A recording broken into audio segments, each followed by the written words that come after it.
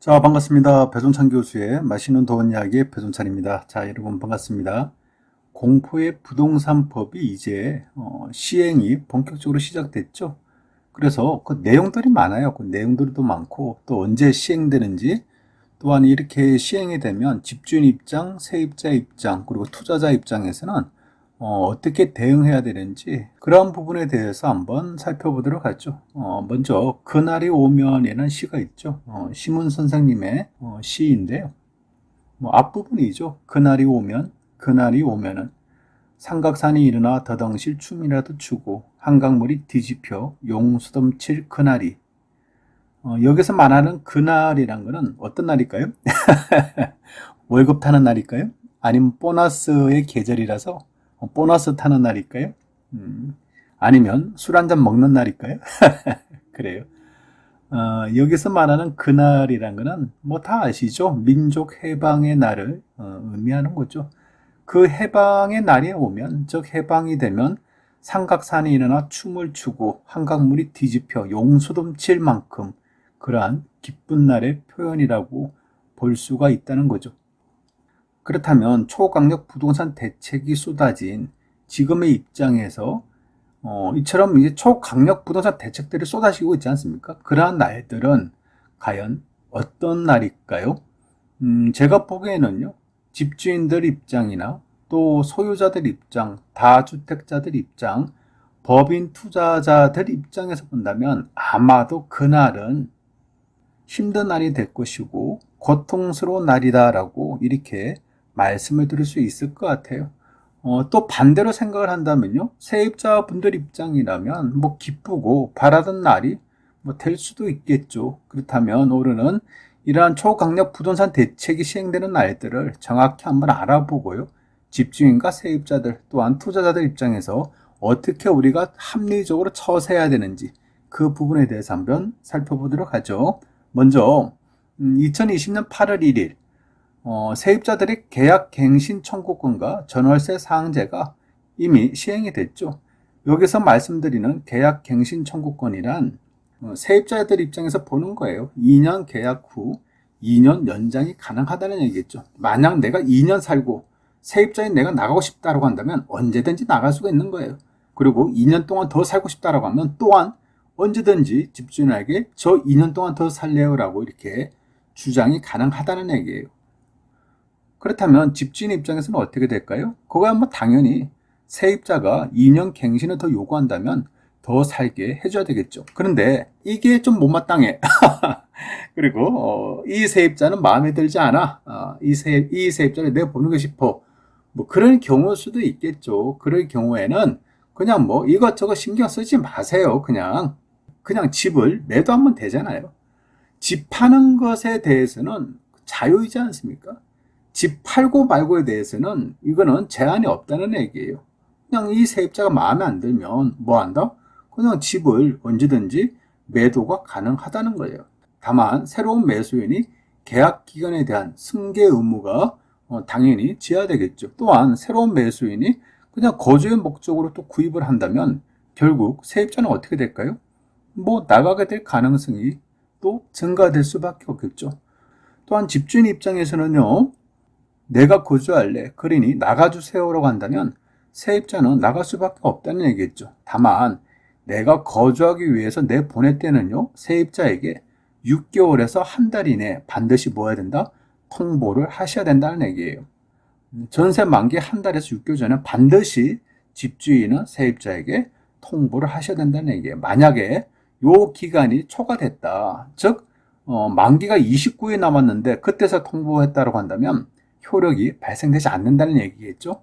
앞으로 우리 집주인분들은 이런 문구 많이 보죠. 뭐 6개월에서 한 달, 6개월에서 두 달 이내 이렇게 많은데요. 그냥 이렇게 이제 생각하세요.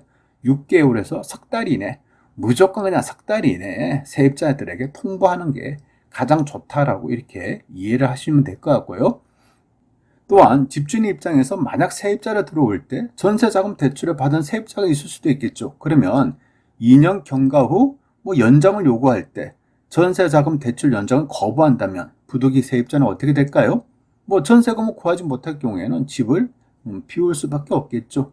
이러한 것도 하나의 뭐라고 할까요? 그냥 뭐 방법이다라고 이렇게 생각을 하시면 될 것 같고요. 또 8월 1일 전월세 상한제로 임대료 상승을 5% 이내로 제한이 된다는 얘기겠죠. 또한 지자체별로 상한가를 결정이 가능하다는 얘기인데요. 이것 또한 마찬가지예요. 세입자가 계속 거주할 경우 세입자들은 상승폭을 5% 이내에 주장할 수도 있고요. 집주인들 입장에서는 상승폭을 5% 이내에만 더 받으실 수가 있다는 얘기예요. 이러한 법이 뭐한다?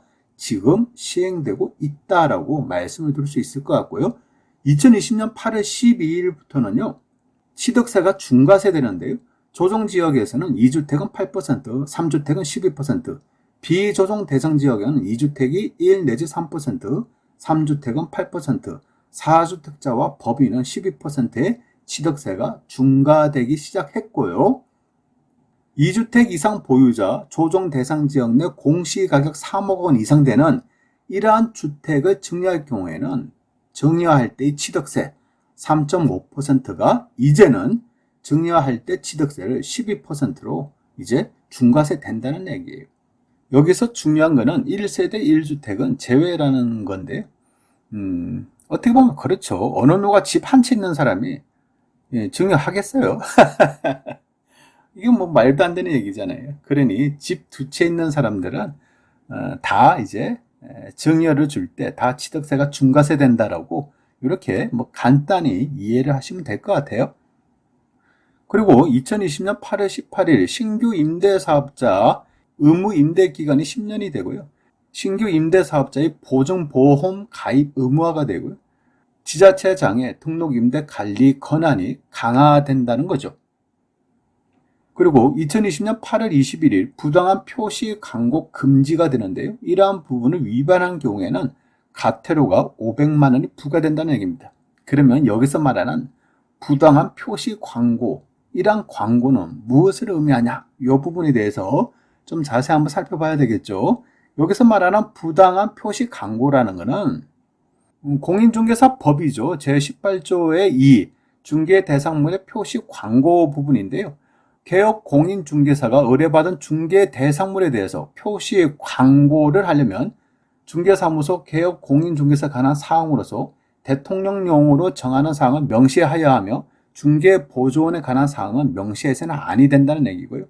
개업 공인중개사가 인터넷을 이용하여 중개 대상물에 대한 표시 광고를 하는 때에는 제1항에서 정하는 사항 외에 중개 대상물의 종류별로 대통령령으로 정하는 소재지, 면적, 가격 등의 사항을 명시해야 한다는 거고, 세 번째로 보면 개업 공인중개사가 아닌 자는 중개 대상물에 대한 표시 광고를 하여서는 아니 되고, 네 번째로 본다면 개업 공인중개사는 중개 대상물에 대해서 다음 각 호에 어느 하나에 해당되는 부당한 표시 광고를 하여서는 아니 된다는 거예요.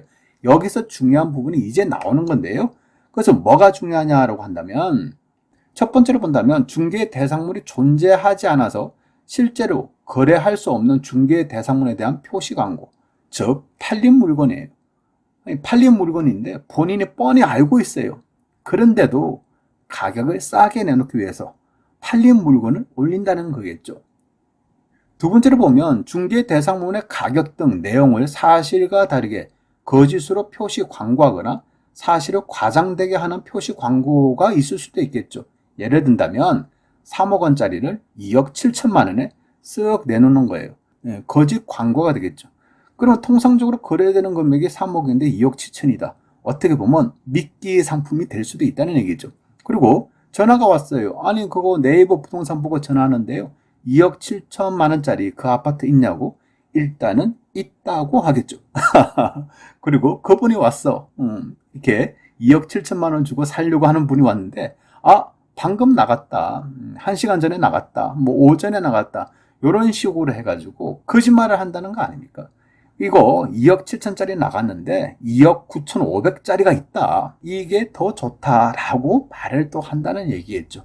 또한 3억짜리 아파트인데 그냥 고의적으로 3억 5천을 이렇게 광고를 하는 거예요. 그럼 사람들이 볼 거 아닙니까? 통상적으로 거래되는 금액이 3억인데 그냥 3억 5천에 나왔어. 그러면 뭐다? 3억 5천에 파는 사람이 있구나. 또한 3억 5천에 사고자 하는 사람이 있을 수도 있겠구나. 그러다 보면 부동산 가격은 뭐한다? 올라간다는 얘기예요. 이처럼 사실과 다르게 거짓으로 표시 광고 또한 사실을 과장되게 하는 표시 광고를 하지 말라는 얘기겠죠. 그 밖에 표시 광고의 내용이 부동산 거래 질서를 해치거나 중개 의뢰인에게 피해를 줄 우려가 있는 것으로서 대통령령으로 정하는 내용의 표시 광고라는 거고요. 이럴 경우에 과태료로 500만 원을 때리겠다는 얘기고요. 또한 제18조의 3인데요. 인터넷을 통해서 이제 표시 광고들까지도 이제 새로 시행이 된다는 얘기겠죠. 2020년 12월 10일에는요, 계약갱신 청구권 행사 기간이 이제 아까 보셨죠? 6개월에서 한 달 전인데요. 2020년 12월 10일부터는 2달 전이라는 얘기죠. 그런데 이것저것 복잡하다니까요. 그냥 집주인 입장에서는 뭐 해라? 6개월에서 석 달 전에 통보를 해라 라고 이렇게 말씀을 드릴 수 있을 것 같고요. 임대사업자의 사회적 책임을 또한 강화시키는데요. 미성년자나 민간임대주택법상 주요 위반으로 말소가 된 자는 2년이 경과하지 못하면 다시 임대사업 등록을 못한다는 얘기고요. 임대사업자가 거짓말을 하거나 보증금 반환 지연 등의 사유로 뭐한다? 세입자에게 피해를 입힌 경우, 이럴 경우에는 지자체장이 직권으로 임대사업 등록을 뭐 할 수 있다? 말소를 시킬 수 있다는 얘기고요. 세입자에게 세금 체납, 선순위 보증금 현황 등을 미제공한 임대사업자는 과태료 500만 원을 부과한다는 얘기입니다. 여기서 또 어떤 분들은 질문을 하실 수가 있겠죠.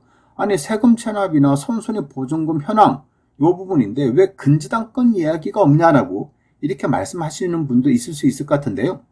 물론 또 그런가요? 너무 수준이 있나요? 그래요. 중요한 거는 근저당권 은행 융자는 우리가 등기사항 정보 증명서를 떼보면 근저당권 부분에 대한 표시가 돼 있지 않습니까? 여기서 말하는 세금 체납이나 선순위 보증금 등은 등기부 등본에 표시가 안 돼 있다는 얘기예요. 따라서 임대사업자가 세입자들에게 세금 체납이나 선순위 보증금 현황 등을 이러한 정보를 미제공할 경우에는 당연히 과태료 500만 원을 때리겠다는 얘기예요. 내년부터는 법인에 대한 양도소득세가 추가 과세가 되죠. 기존 세율 10에서 25%에서 추가 과세 20%가 더해진다는 이야기죠. 그러다 보니까 법인이 굉장히 힘들어하는 부분이죠. 따라서 법인들은 올해 안으로 아마 보유하고 있는 아파트를, 부동산을 좀 팔지 않을까라는 생각을 해볼 수가 있을 것 같고요. 양도소득세 계산 시 분양권도 주택수에 포함이 되는데요. 내년 1일 1일부터 포함이 된다는 얘기입니다. 그리고 2021년 6월 1일부터는요. 종부세 중과가 되고 양도소득세 중과가 되고 전월세 신고제가 이루어지는데요. 이 중에서 눈여겨보셔야 될 것은 다주택자 대상 종부세 중과세율 인상인데요. 개인이 3주택 이상 및 조정 대상 지역의 2주택에 대해서 가세표준 구간별로 1.2%에서 6%의 종합부동산세율을 뭐한다? 적용하겠다는 겁니다. 그리고 법인, 다주택 보유 법인에 대한 중과 최고세율을 6%로 적용하고 법인의 주택분 종합부동산세액에 대해서는 기본공제 6억 원과 세부담 상한을 적용하지 않겠다는 겁니다. 또한 양도소득세 부분에서는요. 단기 양도차액 환수 2년 미만 단기 보유주택에 대한 양도소득세 인상을 1년 미만 40%에서 70%로 2년 미만 기본세율에서 60%로 이제 양도소득세를 더 많이 받겠다는 얘기고요. 다주택자 중과세율 인상인데 규제지역 다주택자 양도세 중과세율 인상 부분에서는 기본세율에서 2주택자는 20%가 추가되고 3주택자 이상인 분들은 30%가 이제 추가로 양도소득세가 중과된다는 얘기예요. 이러한 부분 2021년 6월 1일부로 시행이 된다는 것이고요. 마지막으로 2022년 8월 18일부터는요. 기존 임대사업자들도 보증보험 가입이 의무화된다는 거죠. 어때요 여러분? 정말 숨가쁘게 여기까지 달려온 것 같아요. 이 방송을 들으신다고 수고 많이 하셨고요. 아무튼 무주택자들이나 또 전세 사시는 분들 월세 사시는 분들 입장이라면 아마도 그날이 오면 이날이 오기를 뭐 간절히 더 바라겠죠. 그런데 어떻게 보면 이러한 시기에 내 집 마련할 찬스, 이렇게 한 번쯤은 생각을 해보셔야 되지 않을까라는 생각을 해볼 수가 있어요.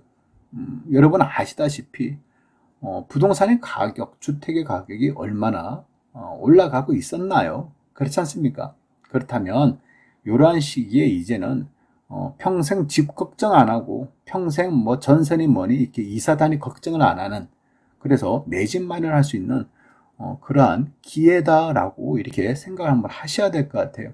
그래서 정부 입장에서도 그렇지 않습니까? 무주택자 분들을 위해서 뭐 주택 공급에 우선순위를 주는 거 아니겠어요? 그만큼 정부 입장도 내 집 마련을 한번 생각하라는 그러한 이야기로 여러분이 받아들이셔야 될 것 같고요. 또한 다주택자 입장에서나 법인 투자자 입장에서 본다면 그날이 오면, 그래요. 아마 이분들 입장에서 그날은 이런 날이 되겠죠. 부동산 규제가 이제 완화되는 날이 되겠죠. 부동산 규제를 풀어주는 그 날이 오기를 또 간절히 바랄 수도 있겠죠. 세상 만사가 다양한 입장 차이가 있지 않겠습니까? 이처럼 부동산 또한 입장 차이가 다 다르다는 거고요.